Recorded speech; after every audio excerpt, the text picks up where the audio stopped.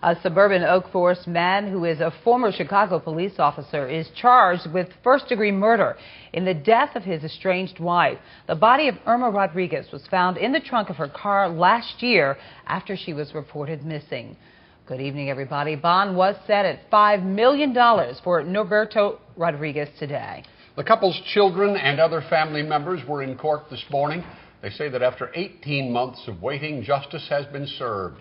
ABC 7's Stacey Baca here with details and reactions. Stacey? Well, Ron and Cheryl, it took 18 months to make an arrest. And during that time, Cook County State's Attorney Anita Alvarez says that this case remained in the forefront. She called it a relentless investigation. Now, Alvarez says that it's important to remind citizens that domestic violence is the leading cause of death for women 15 to 44 years old. She says it's not a private issue or a shameful issue. It is a community issue that we must all be aware of, an issue that prosecutors say Irma Rodriguez lived for several years. Just 15 years old, Gabriel Rodriguez vows to move forward, even though his father, Norberto Rodriguez, a former Chicago police officer, is being held on a $5 million bond, accused of killing the teen's mother, Irma Rodriguez. I just don't know how, but I'll move on towards my mom and try to feel better and try to get better, but there's no sense of healing towards my father. It is bittersweet knowing that he'll be spending his Thanksgiving, in jail, but again, we'll be missing Irma for Thanksgiving as well. Irma Rodriguez's children reported her missing in May 2009. The next day, her body was found in the trunk of her own car in Midlothian. The mother of three had been shot to death. Why would he do this? What's the reason? My motive on that is why he would do it is, why would you do it? And that I really do want to know. And that I'm probably never going to know. In court today, prosecutors revealed that neighbors heard recent arguments between the couple and popping sounds the day she went missing.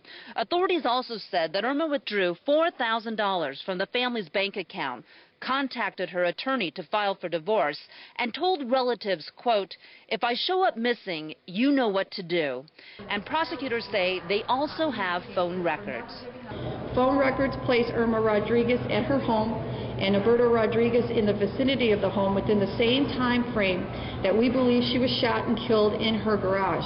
So as Irma Rodriguez's three children and other relatives leave court today, there is a sense of relief and also sadness. I miss my mother so much, and it's complete shock. I'm just really grateful that he's put behind bars and we have a sense that we're all safe. It's sad that it had to be like this, but we're all gonna cope and get through it together. That's what we do. Well, back in 1997, Norberto Rodriguez was charged with attempted first-degree murder after Irma Rodriguez was shot in the hand during an argument. Now, he was acquitted of those charges but lost his job as a police officer after the department conducted an internal investigation. And Cheryl and Ron, prosecutors say that there are so many different signs and warnings in this particular case involving domestic violence that it's important that not only those involved in the situation know it, but those around them too, in case anyone needs help. So a community effort. Any words on why it took so long? Anita Alvarez talked a little bit about that today, basically saying that they wanted to make sure every angle of the case was covered, from interviewing witnesses to waiting for forensic evidence, and up to this point that they were waiting for a lot of those answers to come through. So no specifics, but overall, they just wanted to make sure the investigation moved forward. All right, good job. Thank you, Stacey.